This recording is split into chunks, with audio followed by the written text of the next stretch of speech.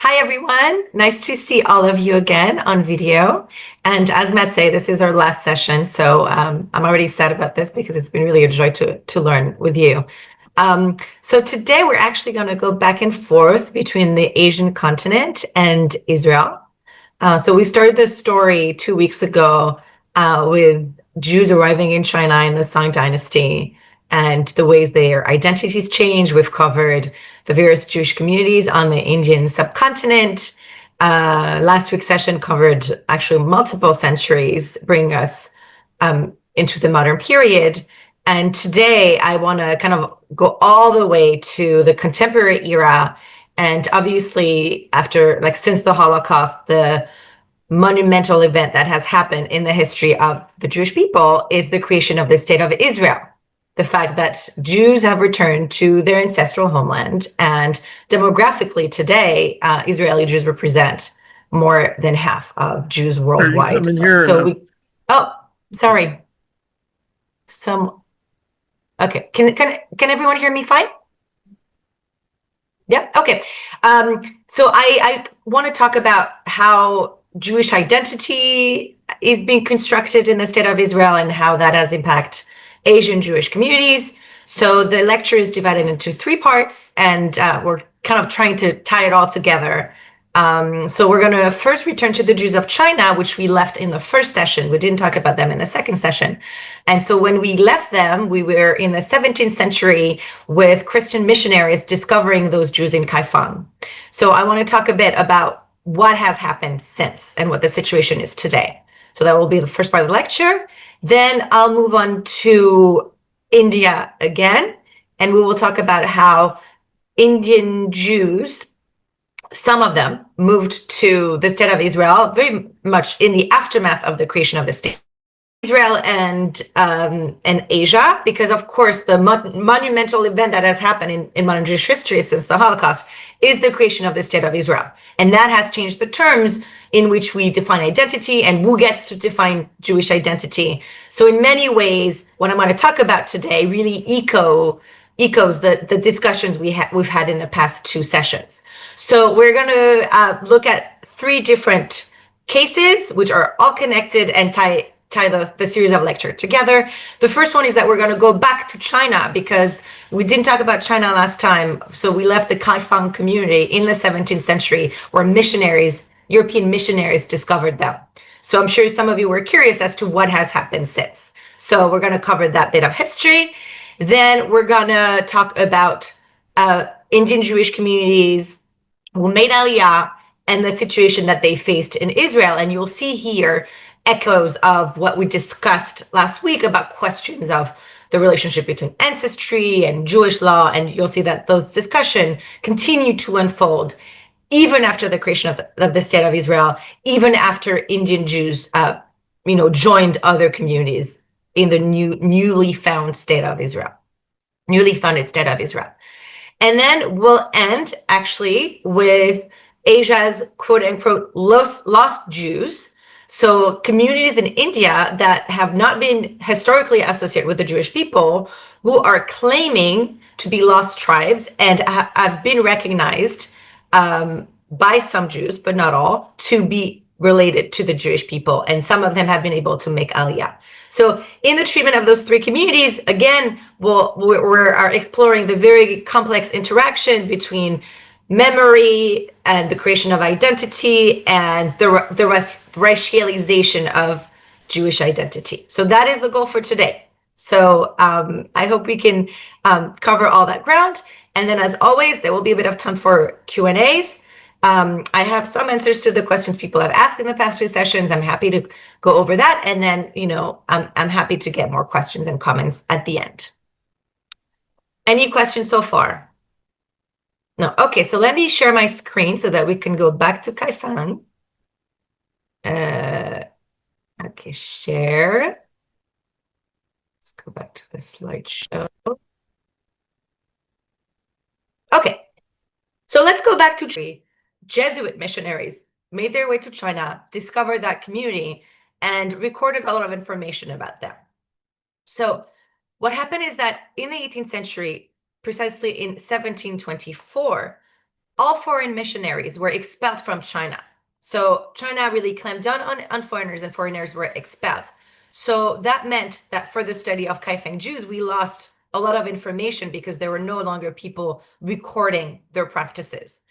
What it also means is that from the early 18th century onward, the Jews of Kaifeng became once again increasingly isolated from the Western world. So Western Jews did not know about them, and vice versa.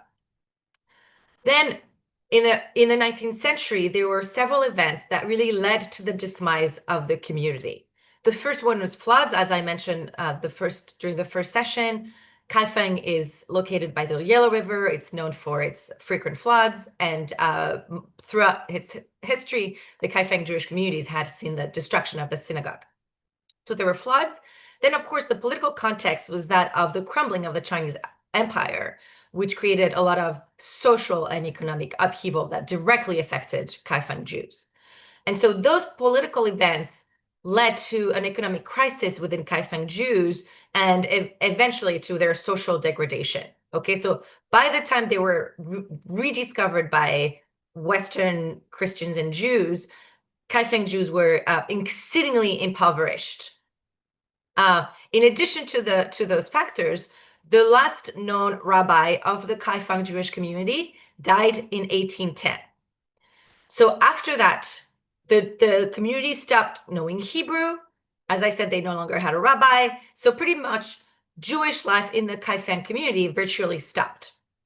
And they were so poor that even though in the 17th century they had repeatedly refused to sell their Sifrei Torah, their Torah scrolls, to Christian missionaries, by the early 19th century, due to both their poverty and their lack of ongoing religious life, they actually sold their 12 Torah scrolls to Westerners. So that's why we have now one Torah scroll at the British Museum in London, and the rest are in Canada and the US. That's a result of those developments in the early 19th century. In 1854, the synagogue was just a pile of ruins. And I think I mentioned in the first session, the community actually sold the remaining stones to neighboring neighbors, Muslim neighbors, who used them to build their mosques. Okay, so we no longer have a synagogue. There is no longer a synagogue in Kaifeng today. Okay, so all of this to say that by the early 20th century, by the early 20th century, there was no longer a living, vibrant Jewish community, but there were people who continued to identify as Jews and knew that this was part of their family history.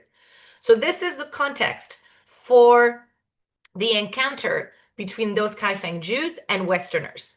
And in the 19th century, you have efforts by both Christians and Jews to identify lost tribes across the world. And that brought both Jews and Christians to all corners of the globe, including the Caucasus. I'm not sure how you pronounce this in English. I'm sorry. Caucasus. Sorry, my Frenchness is coming through here. I realized I've never pronounced that word. And going to various parts of Central Asia, and then as far as China and India.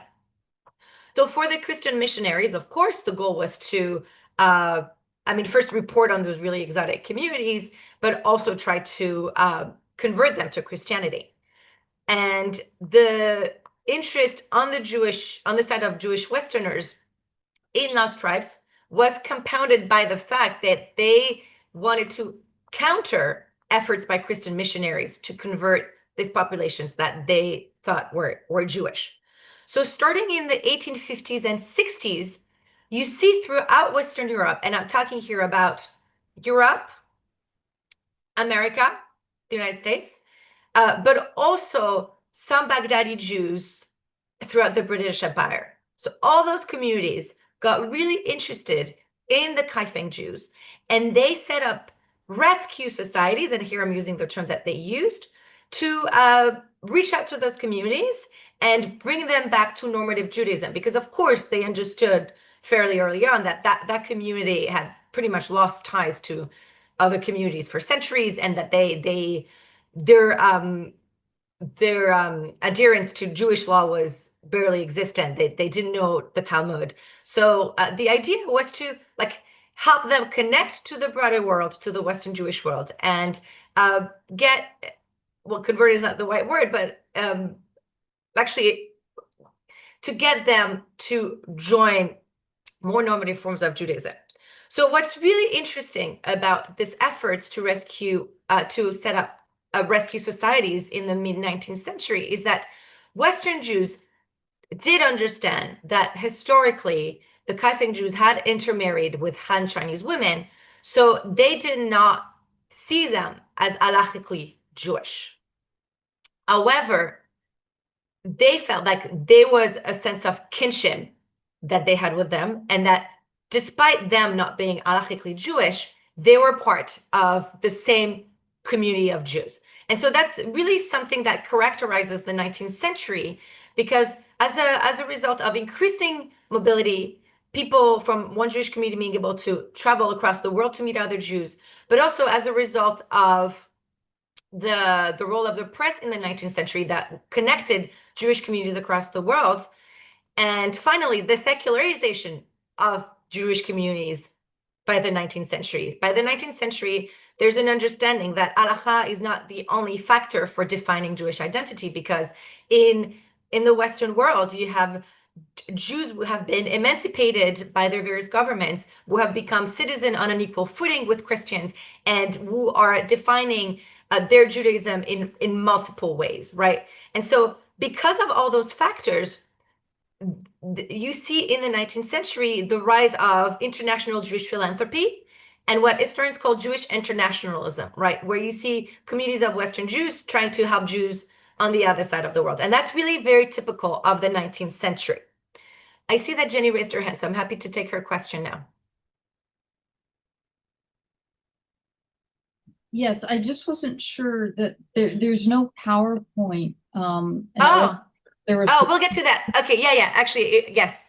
Okay, and the chat is disabled, so I just wanted to bring attention to that. Jenny, are you able to see the PowerPoint now? Now, yes, starting with Shanghai. Yes. Up until now, there hasn't been any. Okay, perfect.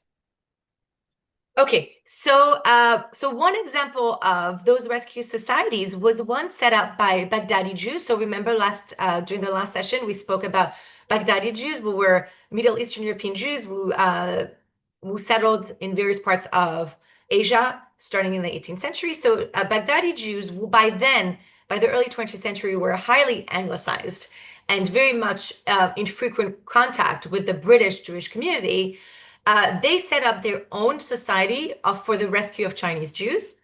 And they did so with the support of the chief rabbi of England. And they actually were able to get a handful of Jews to come to Shanghai and learn from Baghdadi Jews themselves. So here on the right side of the PowerPoint, you see a Jewish Chinese flower merchant from the community of Kaifeng who actually was brought to Shanghai with his son to learn from the Baghdadi Jewish communities who followed normative Judaism. Also in the United States, one of the people who was highly involved in bringing attention to the situation of the Kaifeng Jews was Isaac Leeser, who was probably one of the most important rabbis in 19th century America. And Leeser was responsible for publishing multiple articles in the Jewish press trying to raise money for the Kaifeng Jews. But his efforts actually kind of came to naught. So you see, again, through the last decades of the 19th century and the early 20th century, multiple communities setting up those rescue efforts, but nothing really panned out. It didn't lead to a revival of the Kaifeng Jewish community. However, it did bring the Kaifeng Jews in touch with Western Jews, and this is something that has implications for their identity today. So today, actually, oh yeah, I brought some pictures from the 1980s. So what is the situation today? So today we estimate that there's no more than 100 families left in Kaifeng who identify as being descendants of Jews. So we're talking about no more than 1,000 people in total. So to this day, many of these families really hold firm to the belief that they are descendants of Jews who moved to Kaifeng. And some of them have kept some minor observance, like not eating pork, But I mean, that I would say that not eating pork is probably the only thing that they've kept besides this sense of a vestigial ethnic identity. Now, what happened in the West in terms of reaching out to those communities? So, starting in the 1980s, when China started to open up, Western Jews started going to Kaifeng again, and in part in response to interest in the community in learning more about Judaism and rabbinical law. Some Western communities sent teachers to teach them Hebrew and the Jewish holidays, et cetera, et cetera. They had a community center, and this lasted for a few decades until a recent crackdown on the Kaifeng Jewish community.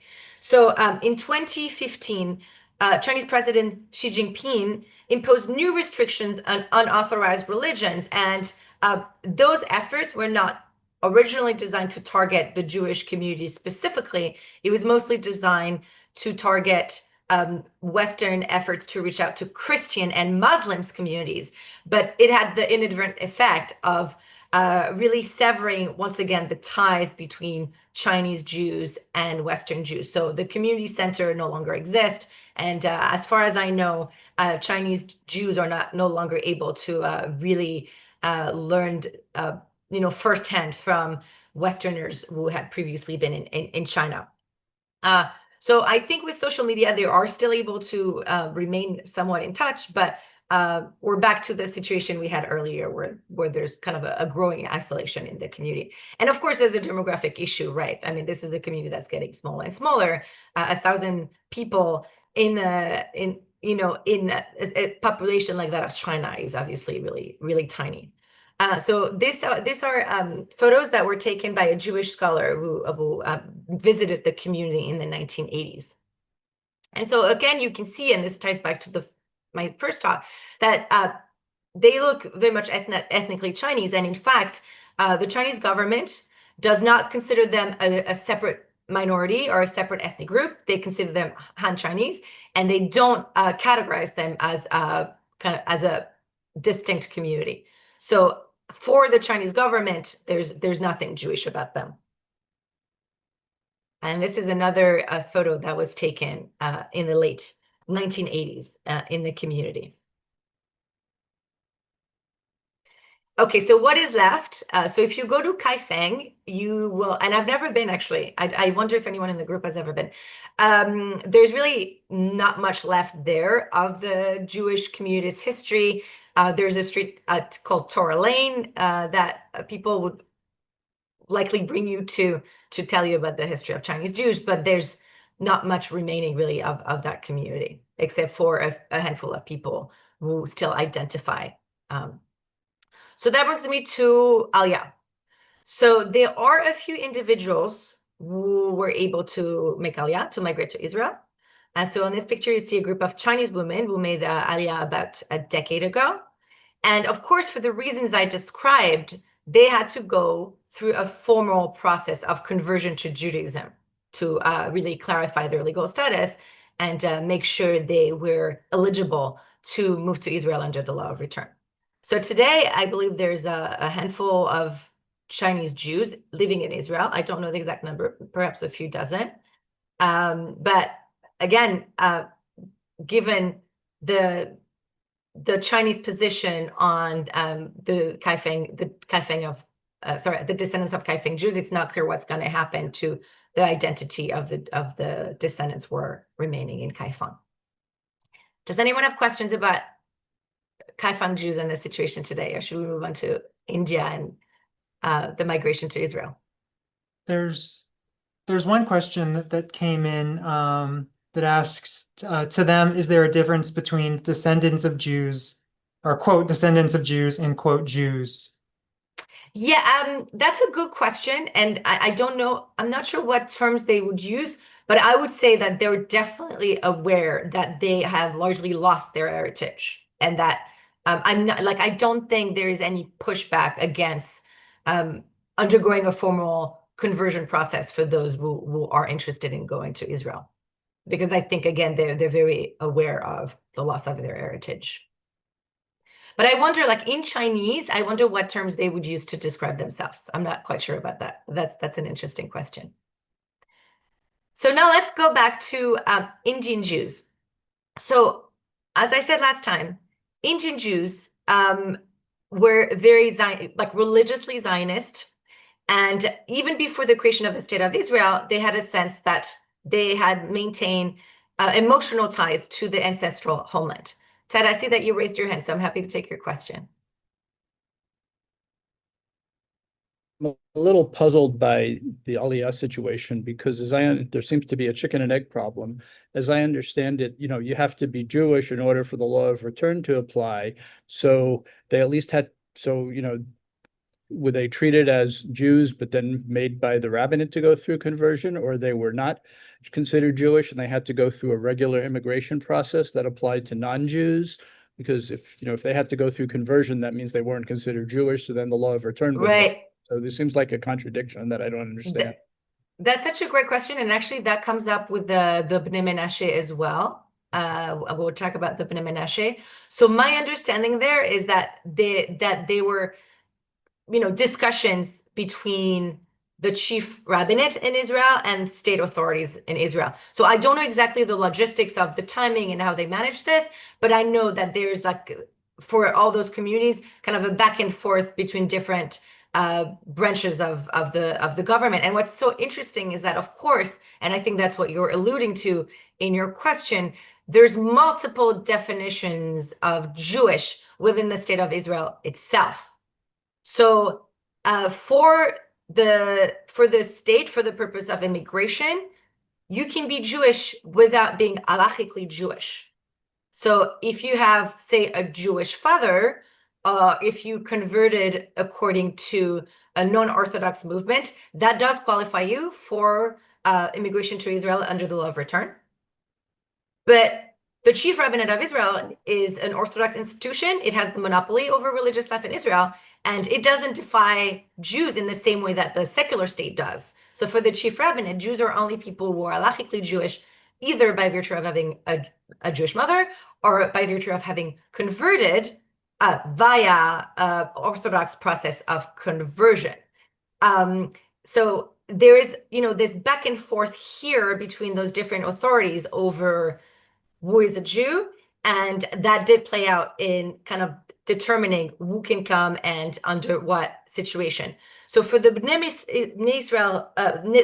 Menashe community of India, and I'm going to talk about them in a minute, I know that part of the issue is that there have been efforts by Israeli Jews to have them convert to normative Judaism and return to Israel, but they actually are not allowed by the Indian state to convert people in India itself. So that creates the problem that you're saying, that they're not technically Jewish, so they cannot benefit from the law of return, but they also cannot become Jewish in India. And I know that those organizations have been able to bring collectively Bnei Menashe individuals to Israel, to convert them in Israel, and then to give them Israeli citizenship. Does that make sense? Does that answer the question? So again, I think it's a back and forth between the chief rabbinate and the quote unquote rescue organizations and the Ministry of Interior and Immigration. I think those are quite complex issues, but I know that they have made that possible with a few groups that they see as lawfully claiming Jewish identity. I can let's add one note. It's same thing with the Ethiopian Jewish communities. They were forced to convert to the Orthodox standard. So pretty universal because it's the Rabbanut controls a lot of that in Israel. Yeah, so it's very similar. I would say that. So we're going to talk in a second about Indian Jews who moved to Israel. Their situation, I would say, is quite similar to Ethiopian Jews, which is, partially they were not recognized because of their color, because they didn't really fit with like notions of what it means to be Jewish, and so their lineage was questioned, and the Rabbanut questioned their lineage. Which was a great personal tragedy for those communities, of course, and they very much pushed back against it. Jenny? Thank you. And I'm sorry, I may have missed this. Why couldn't the Bene Jews convert in India? So the Bnei Menashe could not convert in India because India, and I think it's similar to the situation in China, where the government is wary of foreign, usually Westerners, coming in and converting people among the local population. I think, especially given the history of colonialism, there's a lot of suspicion of such efforts. So the Indian government does not want that to happen. So this is really an obstacle on the side of the Indian government. They just don't want massive efforts to convert their own citizens on Indian soil. Thank you. And of course, I mean, this is something that could potentially lead to geopolitical tensions and diplomatic issues. So the state of Israel doesn't want such a situation. So let's go back to 1950s Israel. So after the creation of Israel, most Indian Jews actually left India. So Baghdadi Jews, for the most part, did not go to Israel. They went to English-speaking countries. They were very anglicized.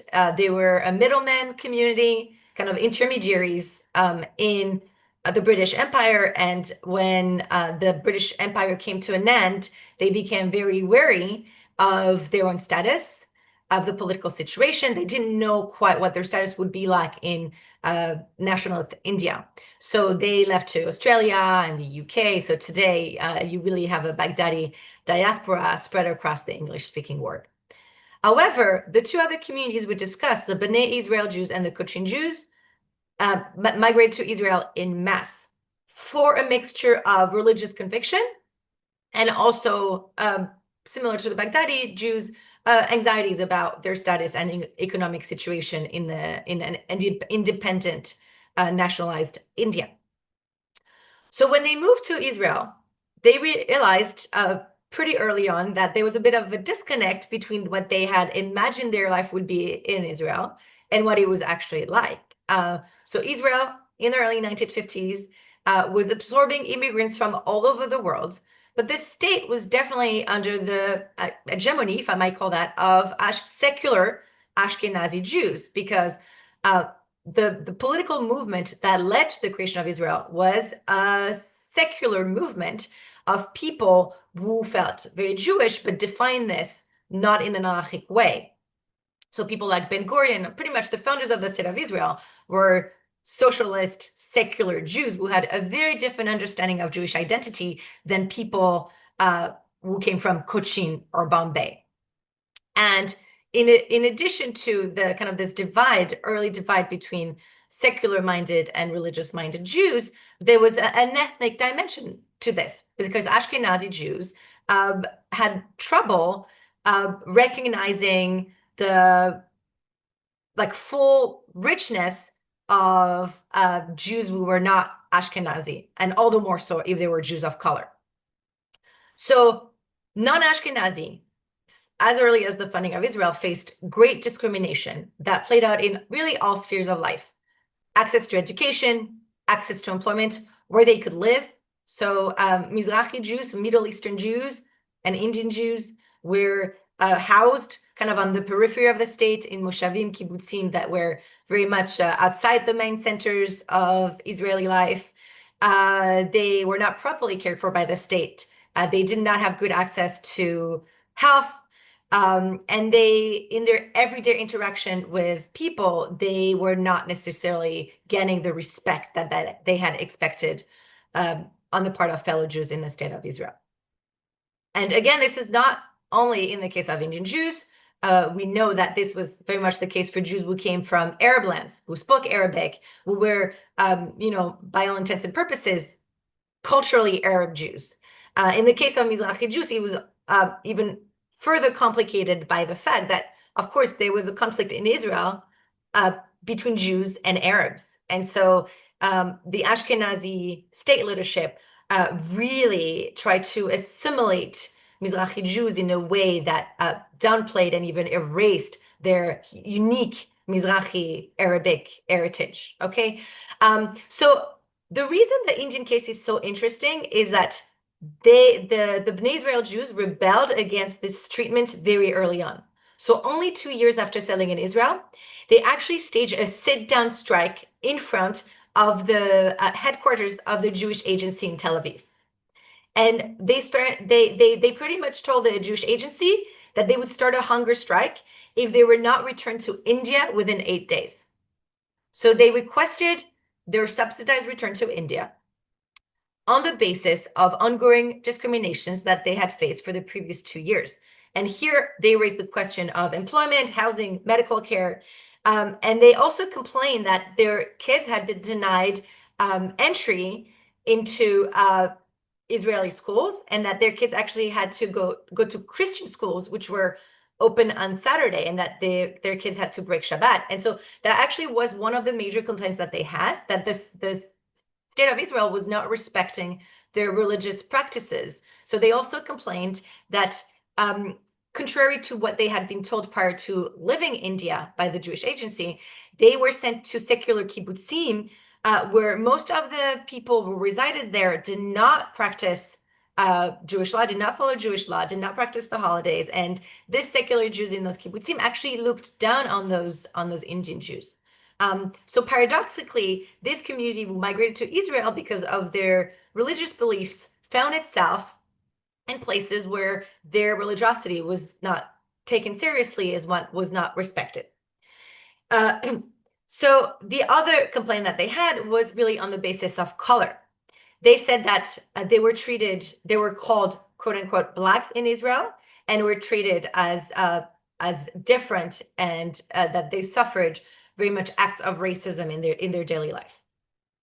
What's really interesting about this early protest in 1951 is that you see in their methods of organizing the protest very similar methods to what we saw with the Cochin Jews in the last session, where the quote-unquote Black Jews of Cochin really internalized and mobilized the lesson they had learned from Gandhi. So it's very much the same thing you see happening here in 1950s Israel, where they use like nonviolent protest methods that were very much inspired by the activism of Gandhi.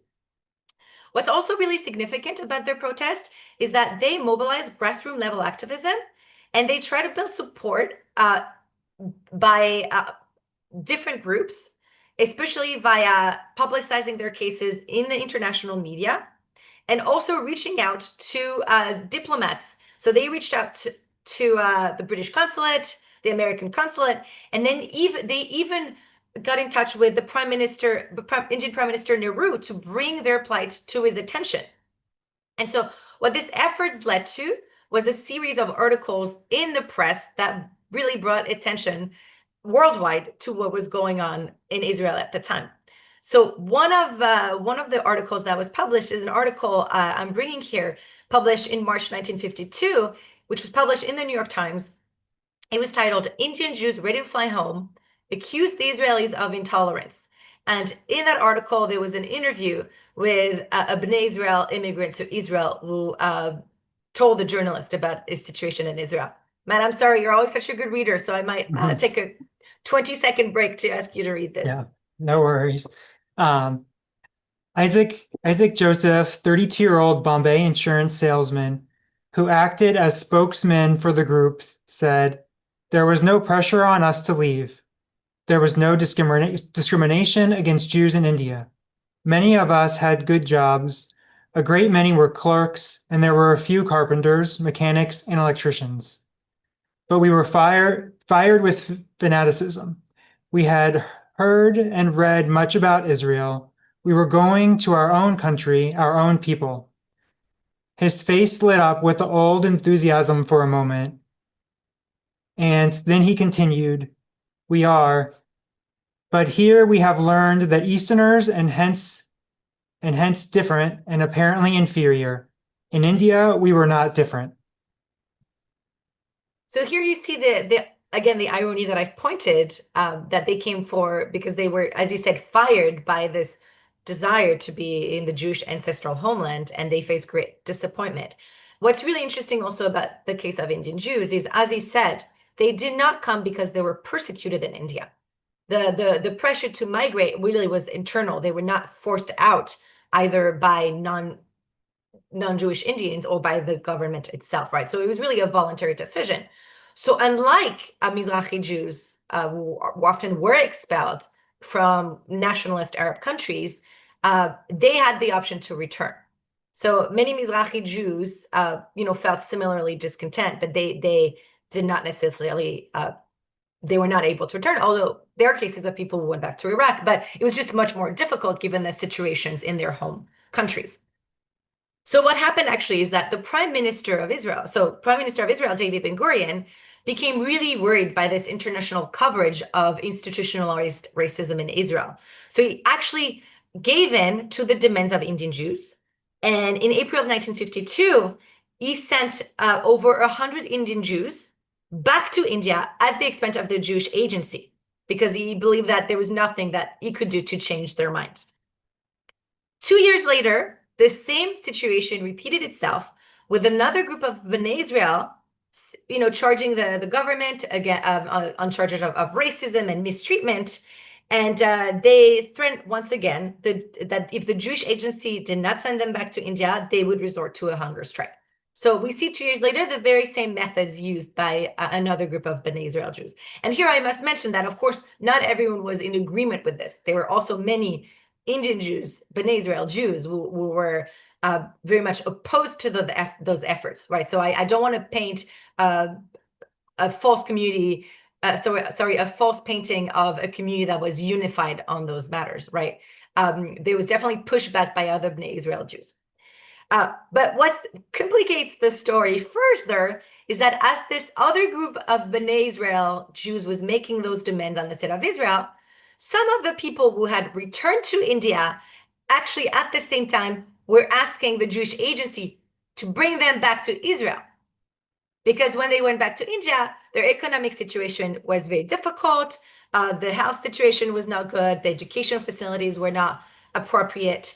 So they realized that despite all the issues in Israel, actually the situation economically is better. So they tried to return to Israel. So in 1954, you have the state of Israel trying to decide what to do with the Bnei Israel Jews who want to return to Israel and what to do with those who are trying to push to return to India. So eventually, out of the 112 people who had been repatriated to India during the first wave of protest, 35 returned, and that the return was organized by the Jewish Agency. And in the following years, a number of other people who had gone back to India also returned to Israel. I'm sorry if I'm getting you lost here, but that's the whole point, this back and forth between India and Israel. That really shows kind of the tension in living India for Israel.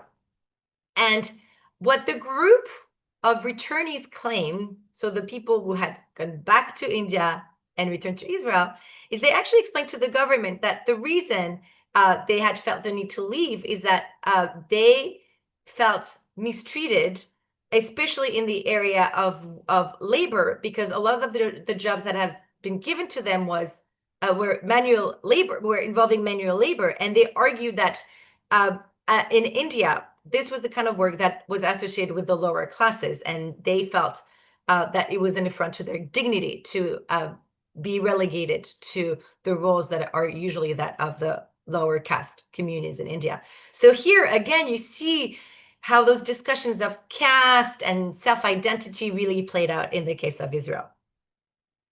So here I brought you two really interesting cartoons from the press, Israeli press, that were published in 1950s, which really poked fun at those Bnei Israel Jews who were on the one hand wanting to go back to India and then going to Israel again. So here you see Gandhi holding a sign. On the one hand, is in Tel Aviv asking to be repatriated to India, and on the other hand, is in Bombay and asking to be repatriated to Israel. So you see really those tensions here.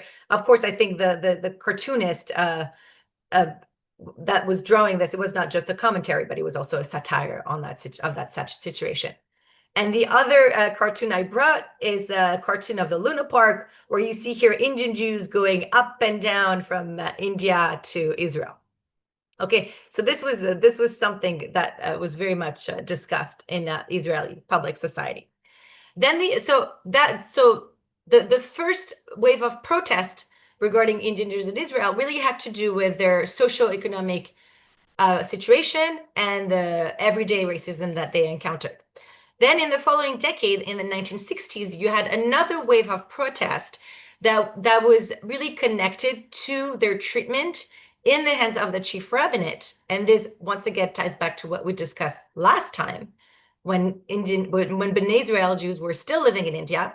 And this really had to do with their religious identity and status. So in 1962, the Sephardic chief rabbi of Israel, Rabbi Yitzchak Nissim, issued a directive that ordered rabbis throughout Israel to investigate the ancestry of the Bnei Israel who were seeking to marry other Israeli Jews.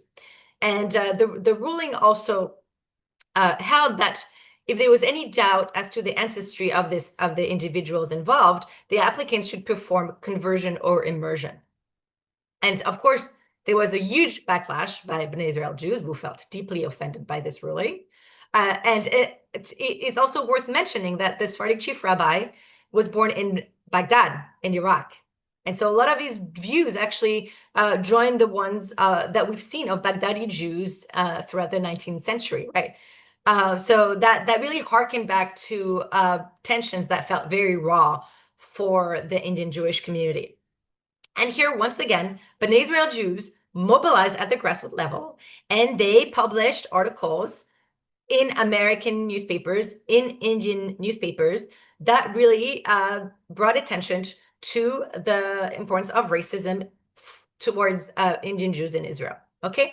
And once again, they succeeded, because in 1964, the prime minister, who was at the time Levi Eshkol, convened a special session of the Israeli parliament, the Knesset, and the Knesset passed a resolution that said that Bnei Israel Jews are full Jews, and that every factor, producing discrimination against them should be removed.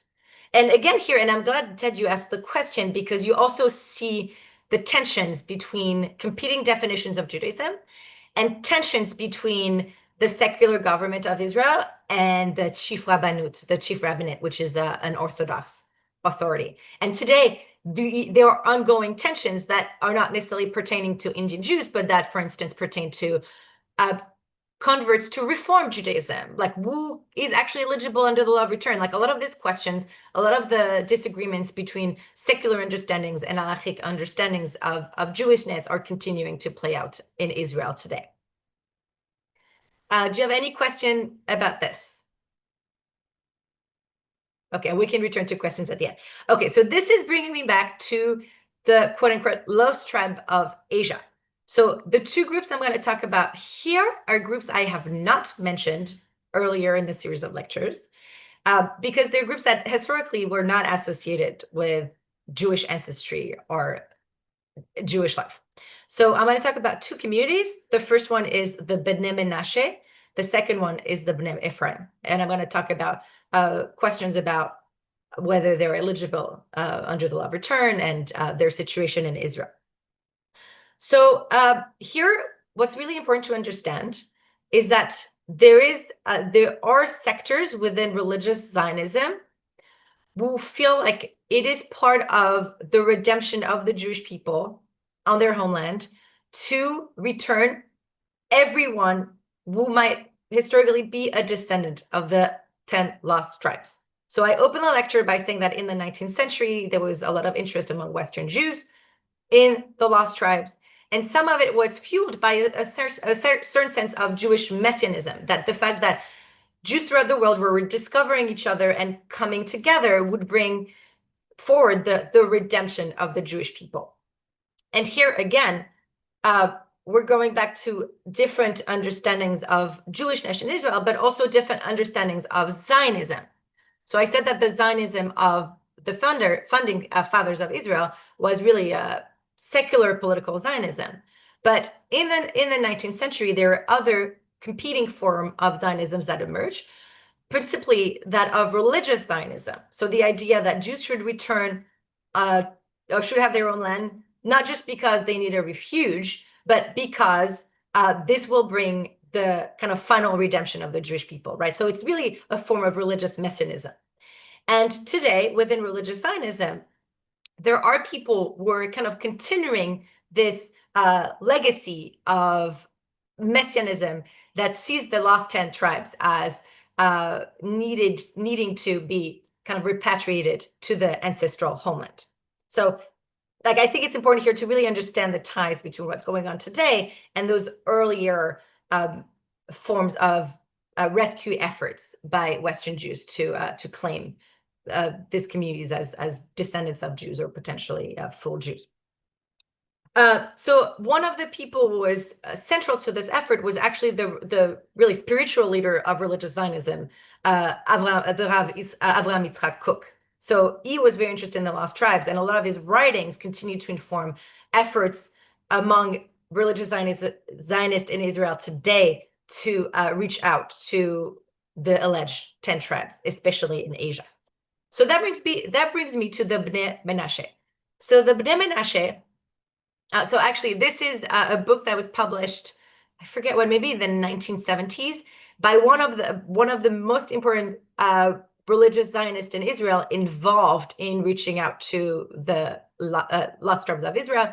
His name was Rabbi Eliyahu Avichal, and in 1970s he set up an organization called Amishav, the Dispersed of Israel, that sought to go to India and return those lost Asian Jews to the land of Israel.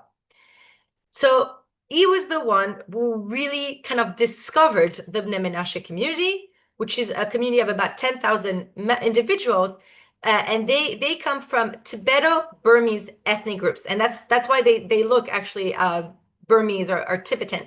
So they are based in the very northern part of India, at the border with Myanmar. Okay, and so today there are Bnei Menashe still in that part of India, and also some of them have come to Israel. So how did they come to Israel? So in the 1970s, they actually they started being in contact with Rav Elishav, and they tried to make Aliyah to Israel, but again, for reasons we've described, they were not recognized as Jews by the state of Israel.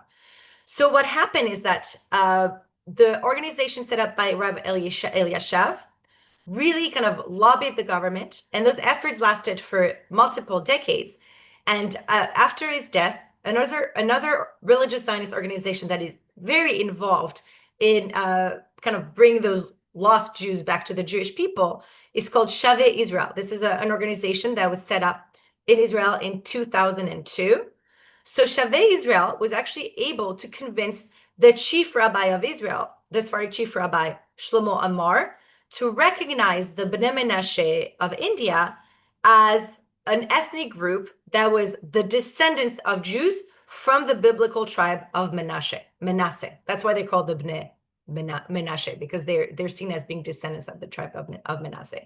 So those efforts and this recognition in the early 2000s by the chief rabbi of Israel actually allowed them to go to Israel, to convert in Israel, and to be eligible under the law of return to live in Israel. So today, you actually have Bnei Menashe living in Israel as Jews, properly recognized by the chief rabbinate and the secular state of Israel.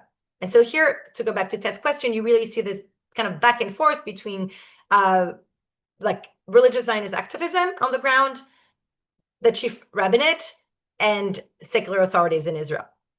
So since the 2000s, about 5,000 Bnei Menashe have been able to make Aliyah, and there are still tens of thousands who are waiting to immigrate from India to Israel. And I mean, given that many of them have already moved to Israel, I don't foresee any complications, because it seems like those who have moved already paved the way for them.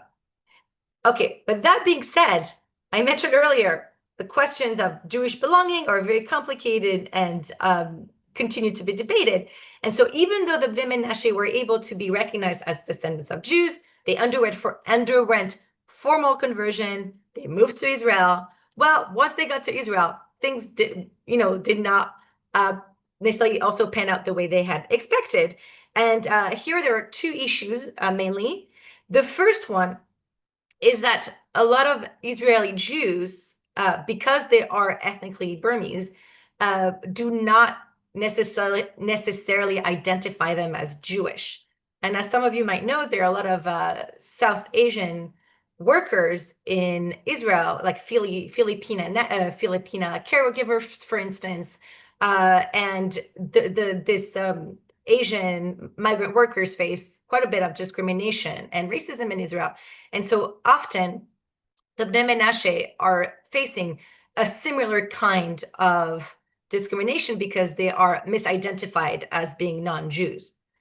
The other thing is that religious Zionists who have brought the Bnei Menashe to Israel have also tended to settle them in the settlements, in illegal Jewish settlements in the West Bank. So you see here this intersection between interest in the lost tribe and really like the settler movement within religious Zionism. And that has created a lot of backlash among Israeli secular Jews against efforts to bring the Bnei Menashe to Israel, because they see this as kind of an attempt on the part of religious Zionists to kind of upset the demographic situation by kind of creating a new categories of Jews and settling them in outside of the legal borders of Israel. So that led to a situation in 2003 in which the then Minister of Interior, Avraham Poaz, who was part of a very like staunchly secular party in Israel, to decide to halt immigration from India, and he actually refused to provide visas for prospective immigrants from India, precisely in this kind of battle, ideological battle between secular parties in Israel and the religious Zionist. So all of this to say that often the discussions we're having about the individual identity of particular Jews is actually not about them. It's about much broader issues and broader tensions between different sectors of Jewish society and Israeli life today. Okay, this brings me back, and this brings me to the last group I wanted to discuss in our series of lecture. It's the Bnei Ephraim of India, who live in Andhra Pradesh. It's a tiny community of Indians who speak Telugu and who claim to be the descendants of the tribe of Ephraim, were arrived in India via Central Asia approximately 1,000 years ago. And this community is much smaller than the Bnei Menashe. We're talking here about at most 300 people. So they practice Jewish customs. They keep Shabbat. They celebrate some Jewish festivals. They use some Hebrew prayers, but they are not officially recognized by the chief rabbinate of Israel, and they are not eligible for Aliyah under the law of return. So their situation is actually quite different than the Bnei Menashe. And a lot of the practices that they've learned, it's not practices that they've inherited from a long time ago, but rather practices that they've learned through their encounters with Western Jews.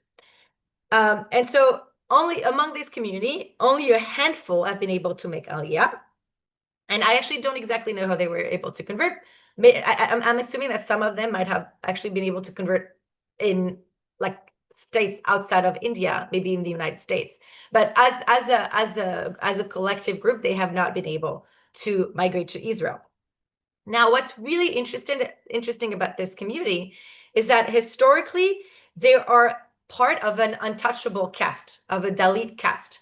So as part of a discriminated caste within Hinduism, they they had historically an inferior status within Indian society. So they are anthropologists, Jewish anthropologists, who have done research with the community, in which they discovered that the early interest among this community in Judaism actually stemmed from their desire to overcome caste discriminations in India. I will get to you in a second after we read this source, if you don't mind. So those are pictures from the Bnei Ephraim community. And here's so this is an interview that an anthropologist conducted with the person who really initiated this Judaizing movement among the Bnei Ephraim. And in this interview, he really explained what the impetus was for claiming connection to the lost tribes of Israel. Matt, if you don't mind reading, please. Yeah, no problem. When I started my education, one day I was thirsty. I went to a nearby Hindu house and asked, "Give me some water." They know my parents, my grandmother, but some of them are uneducated Hindu people. They may not recognize me or my parents. They said, "Who are you?" It is a general question in Andhra Pradesh. When we have to tell our caste, I said, "I am the son of the headmaster." They said, "Oh, you are a Madiga." Majiga is the particular group that they come from. Oh. They brought some water and Oh, whoops. sorry. Sorry. No, brought some water and poured it like this to make sure I don't touch the cup. That was the first time in my life to face those things. Before that, my parents would tell me, but I did not know what it was like for them in practice. From that day, I took it as a challenge. I started praying to God and I started asking several people, what is this caste system? What is this discrimination? In Babylonian exile, the Jewish people had to say, "We are unclean." The same situation was here. So that's how that began. Thank you, Matt. So here you really see how they tie their kind of rediscovery of their heritage to discriminations that they faced within Hindu society as a quote unquote inferior caste. Ash, sorry, back to you.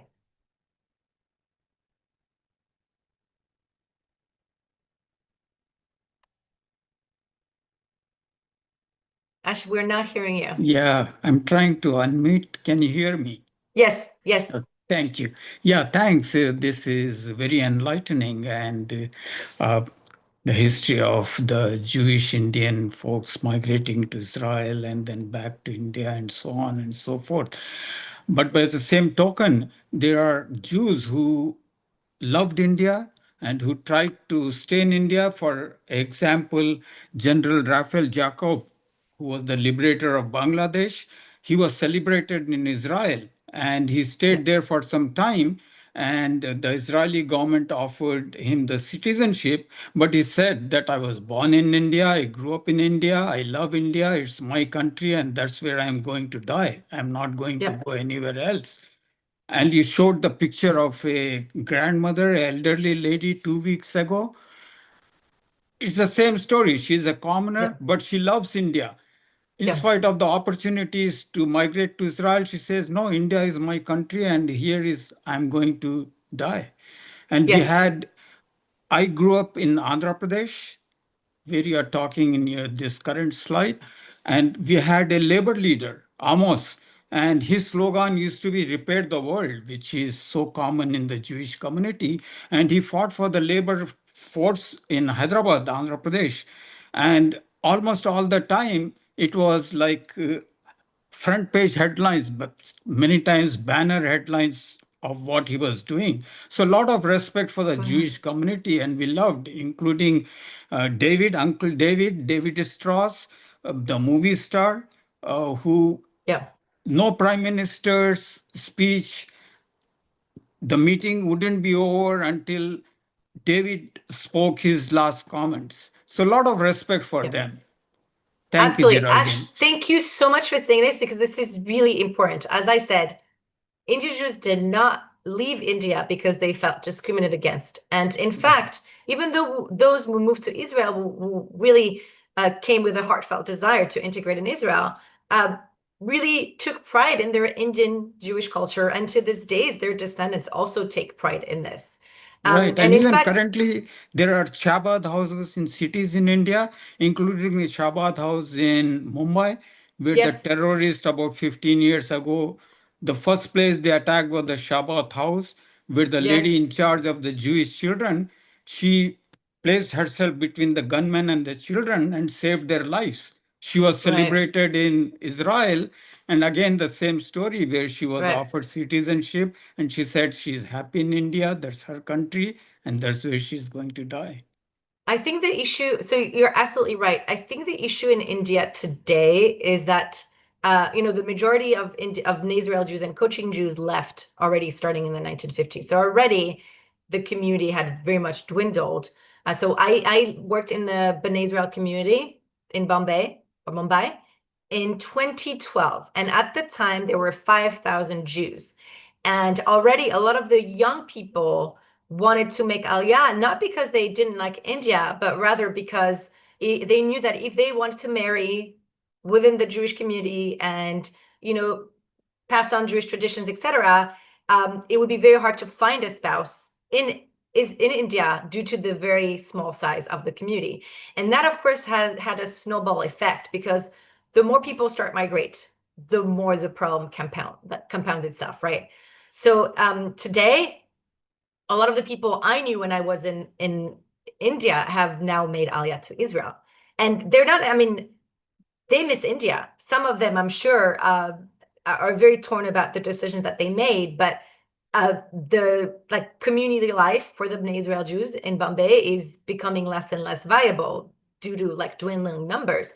And in fact, a few days ago, I met the former Consul General of Israel in India, who had just served in India. And she said that it was really, it's a dying community. The Baghdadi Jews left a long time ago. There's, maybe 2 or 3 19-year-old Baghdadi Jews left. And among the Bnei Israel, people are moving. So people, the older people, will stay in India because they don't have concerns about them getting married. They have very long established life in India, but their children are moving to Israel. So that really very much is leading to a loss of Jewish life in India.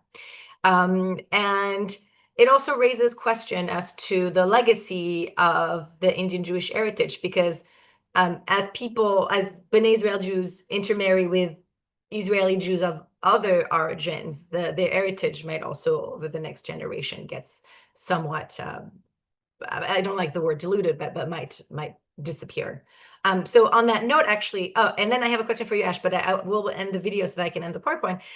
In closing, I wanted to bring a video by a group of female singers, originally from Cochin, Jewish female singers from Cochin.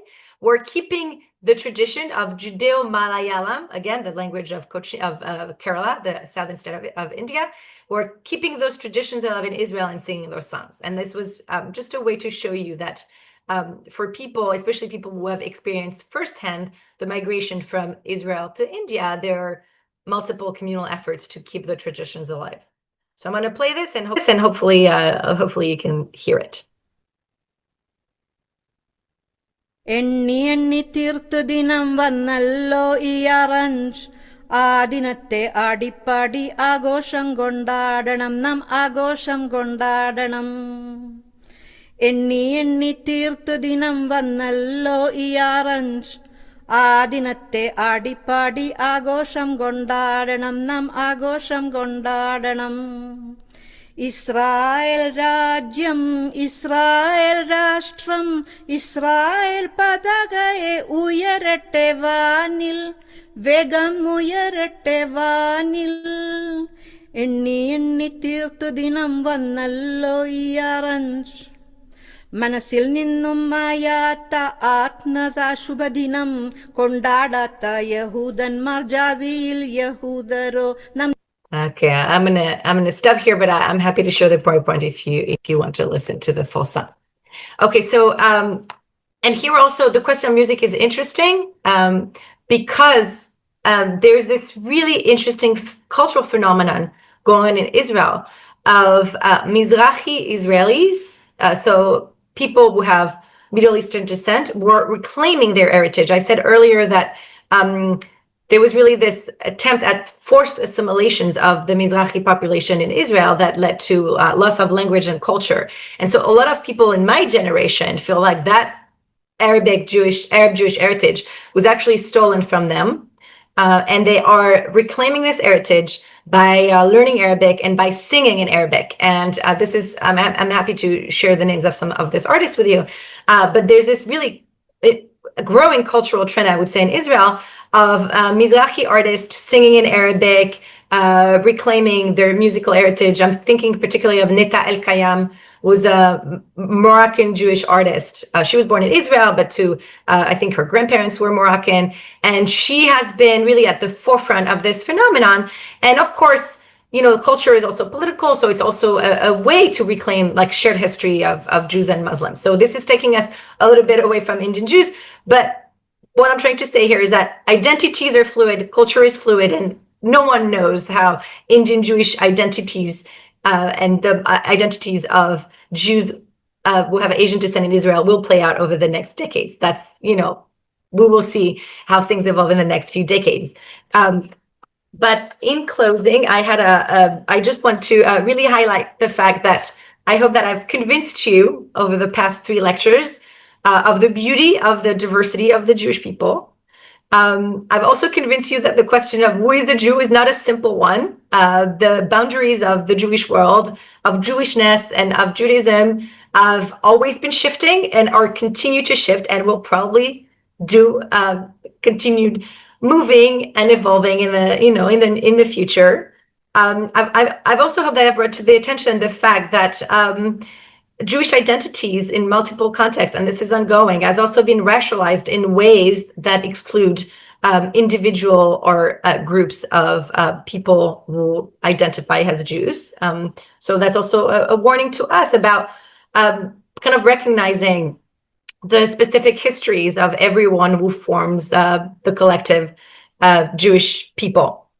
And finally, I've also hoped to convince you that throughout Jewish history, there have been multiple processes of exclusion at play, social hierarchy, but there's also been beautiful encounters of people who really had very different cultures and identities and came together because they saw each other as Jewish. So this is really a call for embracing those differences and coming together at a time when there's polarization in Jewish society and outside of Jewish society. And now I'm happy to take questions. Wonderful. Thank you so much for these presentations. You mentioned that you had a question for Ash. I don't know if yes, you wanted to start with that. The question for Ash is about if you don't mind, Ash, it's about Andhra Pradesh, because I'm very curious about how well aware people there are of the existence of the Bnei Ephraim. I wonder what they think of it. Or, are they just an isolated community that most Indians don't really know about? Yeah, in so many ways, Geraldine, India and Israel are friends. They are more than that. They are natural friends. Many of the problems faced by both the countries are very similar. There's lots of common ground. All the countries between Israel and India, they have somehow a lot of hate, lot of intolerance, lot of discrimination. For them, this is the only way and there's no other way. And it's both the countries, I think, can do a whole lot in bringing about peace, love, and tolerance to all the countries in that area. And I'm very hopeful that the relations are constantly on the upbeat and improving a whole lot. And I hope going on the tangent, we will somehow solve the problem, because it's the amount of hate and intolerance is just unbelievable, And it boils down to right from their childhood, when the neuroplasticity of the brain is at the highest, a toddler is given a gun and told all kinds of negative things about the Jewish people. And at that age, when something of that sort is told, it sticks. To change that, it becomes almost impossible. So we have to change that. Technology is changing a whole lot of things. But the sad part is, we good guys, we invent the technology. But who are the first one to jump and use it? Is the bad actors. So it's a huge dilemma, how to solve this and how to infuse that love and tolerance among people. But I'm hopeful that someday we will. Amen. Amen to peace and prosperity in Israel, India, and the whole world, especially as Rosh Hashanah is approaching. May it be a good, sweet year for the entire world. I see that Wendy and Alan have their hand raised. And Eleanor, I also see your hand. Whoever wants to unmute themselves and ask questions. I have to unmute people, so I just. Oh, I see. Sorry, Matt. Okay, I Eleanor see. is unmuted at the moment, and then we can. Okay, Eleanor, go ahead. Now, I know I've been texting you about this, but because of our travels, we learned a lot about the Baghdadi Jews in Hong Kong and Shanghai. Could you maybe give another lecture one day on that? Absolutely. Actually, I mean, if there's an interest, I'm happy to do a lecture specifically on Baghdadi Jews. So we spoke Shanghai, you know, the hotel that was taken away. Yes. Sassoon, and then in Hong Kong, we went to a synagogue that one of the Kaduris set up. So there's a lot of history there about how they influenced the Chinese and Hong Kong. Absolutely. Thank you for saying this. You're absolutely right. I'm based in Singapore, so I'm very well aware of the legacy of Baghdadi Jews in the region. I think there's also a really interesting lecture that that I'd be happy to give about kind of encounters between European Jews and Baghdadi Jews during World War II, because Shanghai was a place of refuge, and Hong Kong as well. So, I mean, again, this is something we can discuss with Matt. If there's interest, I'm happy to talk about Baghdadi Jews, the Jews of Singapore, World War II. There's a lot more to explore. I did not have the intention to cover, every aspect of Jewish life in Asia in 3 lectures, but if there's an interest, I would love to do that. And I'm happy also to share resources that might be relevant. Yeah, we'll definitely, Professor Gudefin and I will definitely talk afterward about future ideas. So keep an eye and on I that. see, thank you, Matt. I see that Ted mentioned something about going to Singapore. I'm based in Singapore. I'm very connected to the Jewish community here. As of 5 years ago, there has been a Jewish museum in Singapore that traces the history of the Baghdadi Jews here. And so if anyone from the community is coming to Singapore, and Ted, it seems like you are, please reach out to me. Matt, I'm giving you a full authority to share my email with the learning community if people want to reach out to me over the next few months. Okay, great. Thank you. Alan, I just hit the unmute button for you. Yep. Yes. How would you reconcile the government's response to basically Operation Moses? Excuse me for a second. My wife got the phone. Operation Moses and other operations done by the Israeli government to bring Jews from basically Arab and Ethiopia countries to how they did affect the Indian, basically the Cochin Jews, the B'nai Menashe, etc., of other Indian tribes, other Indian Jews. So the question is the attitude of the secular Israeli government. Yes, how do they reconcile, bringing in the Jews from Yemen, as well as the Jews from Ethiopia, as well as, I think, Syria and Iraq at various times, to the government's not recognizing the Jews of India. Okay, I see. So again, this harkens back to this distinction, right, between the halachic definition of Jewish and particularly the Orthodox rabbinate's understanding of the connection between Jewish law and the ancestry of a particular group, and the secular definition of Jewishness as formalized by the secular state of Israel, right? So I think part of what we see is that the question about B'nai Israel Jews was a question that wasn't brought to the table by the secular Israeli government. That was really a question that was raised by Orthodox religious authorities in Israel who questioned their lineage, right? And again, those tensions really stem from the fact that there are multiple competing definitions of Jewishness, right? So the secular state of Israel technically is not really, it's not the authority that decides who can marry or divorce, because from the early years of the state of Israel, there was a status quo that was really formalized between the secular government and Orthodox leaders in Israel that would make sure that questions of personal status, such as marriage and divorce, would remain in the hands of the chief rabbinate, right? So that's why you have a situation where you can have a secular Israeli government repatriating, bringing in people that it considers Jewish, but then once these people get to Israel, the chief rabbinate says, well, we don't see them as Jewish, right? I don't know if that answers your question, but that is actually the crux of the matter, right? That you have this divide in terms of how different authorities define who is Jewish and the kind of rights that they can have. Yeah, but I think the Israeli rabbinate agrees that the Jews of Ethiopia are considered halacha Jews, as well Yes. as I think the Jews of Yemen. Which So they yeah, can- so I think for the most part today, the question of the kind of lineage of, say, Ethiopian Jews or Bnei Israel Jews has, I would say, settled. There are always individual cases of rabbis who will question the lineage, but obviously.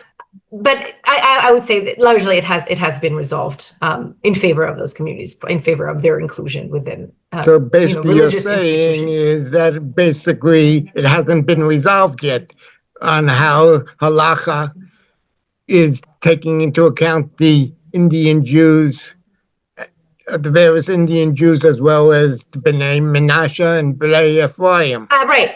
Yes. So this has to do with kind of the specificities of each group, right? So one thing I think I've tried to bring your attention to is the fact that there's no such thing as Indian Jews, right? They are historically multiple communities of descendants of Jews or people who identify as descendants of Jews in India. And in recent decades, they have been there's two cases of groups that are claiming the heritage of the lost, like historical legacy of the lost tribes. Okay, and their situation is very different from the Cochin Jews of the Bnei Israel Jews, right? Who have a very different history. So I think each group, like we need to understand the situation of each group on its own terms and in its own historical and contemporary context.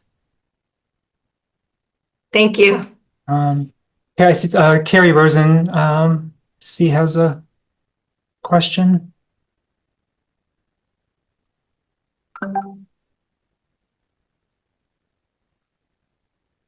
Are you? There's an unmute button on my side, but she has to push it on hers also. I don't know if it's not working correctly. Okay, you can try texting one of us. And meanwhile, I see Andrew's, I'm going through the chat now. I'm seeing Andrew's comment. So Andrew wrote, when I was in Shanghai a few years ago, I was told that there was an interest among younger Chinese about Judaism. The staff of the Jewish Memorial Museum, there were all about 30. Yeah, so really interesting. And so this is very complicated because I think the situation since October 7th has complicated matters a bit. Like in recent decades, I think there was a lot of interest among Chinese people, non-Jewish Chinese people, the vast majority of Chinese people, in Judaism. And there was this sense that, Jews are a very successful minority. And the Talmud is a really interesting text that teaches people to be smart. And of course, that kind of philo-Semitism is actually, I think, to some degree, a little bit disturbing because you can see how we could easily turn into more negative tropes about Jews. But there was this kind of general mood of trying to emulate Jews on the basis that they were a smart, successful community. And I think Jews felt welcome in China. There were Chabad houses, a lot of expats. A lot of Jewish expats from all over the world who were working in China. I think in recent years, there have been multiple issues. The first one is that I think the mood has soured in China regarding the presence of foreigners. So China has increasingly closed its borders. Of course, the COVID crisis has made things very difficult for Westerners. So a lot of people left China during COVID and they did not return. And the last thing is that since October 7th and the war in Gaza, China has actually, the Chinese press has actually started to be quite anti-Semitic. And this has nothing to do with Jews. Again, it's like the Jews are, a proxy for much broader geopolitical issues, but it has to do with the fact that, Israel is allied with the United States and China's arch enemy is the United States. And so China is trying to create geopolitical alliances with Russia, with Iran, with countries that are very much opposed to the United States. And this has led to like this anti-Semitism in China that really did not exist, because people don't really, I mean, whatever they knew about Jews was like this idea that Jews are smart, right? So I think, again, it remains to be seen how things are going to evolve in the next few years. But I definitely feel like the mood has changed as the result of this kind of more global geopolitical events. Thanks. I see that Carrie's note came into the chat. She asked to encourage folks to watch the film Shalom Bollywood, which illuminating, and that she's heading to India next week and will spend 6 weeks there. Great. Feel free to be in touch. That's amazing. And I see Ted said he had a question. Yeah, there's a couple of questions that have come in that are relate to the name and the story of why they're B'nai Menashe and Ephraim. Ted asked that they're named after the two sons of Joseph, and why not the other tribes? And related to that, Henry asked, how did they even get introduced to that story and those names? If they're not even historically Jewish. Okay, so that's fascinating. And again, we're back with our Christian missionaries. This is a part of India that was colonized in the 19th century, and where British missionaries actually converted like large groups of people, including what is now the B'nai Menashe. And the B'nai Menashe became formerly Christians, learned about the Bible, learned about kind of the stories of Israel, ancient Israel. And that was the basis for reclaiming or for claiming Jewish ancestry or a connection to the lost tribe. So once again, you can also see how intertwined like the history of modern Judaism is with like Christianity, and how much efforts to rescue Jews, and I'm using the term rescue with quotation marks, have been shaped by efforts by Christian missionaries to either convert communities that were identified as Jews, or to convert communities under throughout the British Empire. So that's definitely part of that broader story. Thank you. And we have just a couple minutes left, and I know you mentioned that I wasn't sure if you had done any research. One story that relates to a lot of this has to do with whether or not these communities had rabbinic text, or like we're kind of related to the B'nai Menashe. Yes. So the again, my understanding is that for the B'nai Ephraim and the B'nai Menashe, everything they know, they've learned by coming into contact with either Christian missionaries or Western Jews. They're claiming some connections to ancient practices, and religious Zionists who are facilitating their conversion and immigration to Israel, argue that there are definitely historical connections between some of their practices and historical Judaism. I think this is all open to debate. I'm not coming on any side on the question. But I would say that it's definitely questionable if their practices actually are connected to ancient Jewish communities. Their situation is definitely very different from, say, the Jews in Cochin. But you had a question, actually. There's some questions I had left unanswered last time that if there's a few minutes, I'm happy to answer. There were a lot of interest when we spoke about the Kaifeng Jews in earlier periods about, their Torah scroll, et cetera, et cetera. So I've done a little bit of research. So it turns out that we don't exactly know when their Torah scrolls were written, but scholars kind of date them between the 14th and 17th centuries. And they assess that those scrolls were written by local members of the Kaifeng community. So the Torah scrolls follow the correct Masoretic tradition with some minor mistakes, but largely they were clearly capable of writing proper Torah scrolls. As to the question as to whether they had the Talmud, they did not have the Talmud. The Kaifeng Jews did not have any Talmudic tradition. They didn't own Talmuds. And then there was the question about Hanukkah. It seemed like they did observe Hanukkah, but I don't know how far back that went. And there was a question about the hierarchy, about the three courtyard structure of the synagogue, and whether there was a connection with the levels of holiness. And scholars seem to be in agreement that the three courtyard structure really was reflective of the Chinese architecture at the time, that it just reflected the architectural standards at the time. And then there was question about the letter that we looked at together, the responsa to the rabbi in Cairo about the status of the Jews in Cochin, who were seen as descendants of slaves and converts. It seems like this letter was actually published in like a collection of responsa a few centuries ago. It doesn't seem to have been found in the Cairo Gniza. And then actually it might have been you, Alan, we had a question about Kohanim in India. So in Cochin, there were people who identified as Kohanim. And in the Bnei Israel community, there was also a tradition that there were Kohanim, but they didn't have like specific practices that they observed that were connected to this alleged ancestry.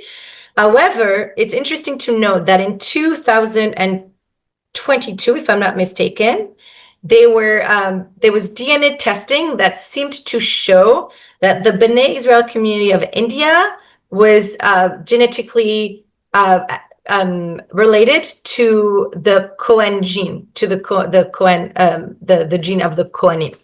And this actually was seen within the Bnei Israel community as a huge success, because for many decades now, their lineage has been questioned. So they actually turned to genetic testing to show that actually, see, we have this historical tie to ancient Israel through this Cohen gene. So actually, that is a whole different, I'm not at all an expert on the question of Jewishness and and genetic testing, but I know that there is a flourishing field of scholars, anthropologists working on those questions, sociologists.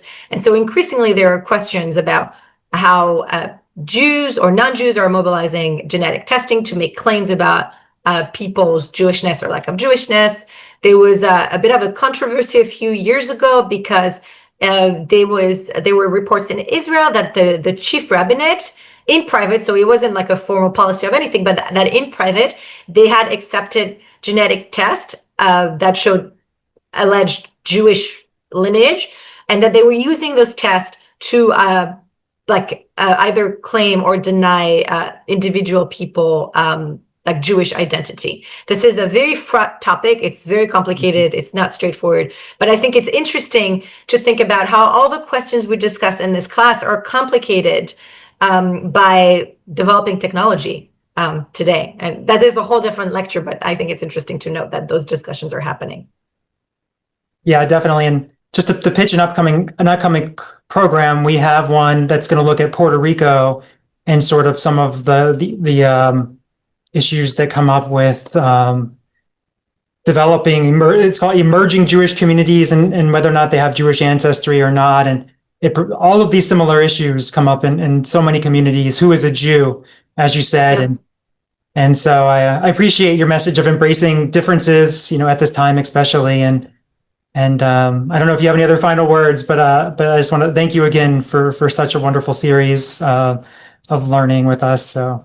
Well, my final word, thank you, Matt, and the Haberman team for welcoming me on this series. And thank you, everyone, for joining and learning with me. And Shana Tova. May you have a good year and a sweet year to you and yours. And may this year be better for the world, truly. Yes, definitely. Shana Tova. Shana Tova.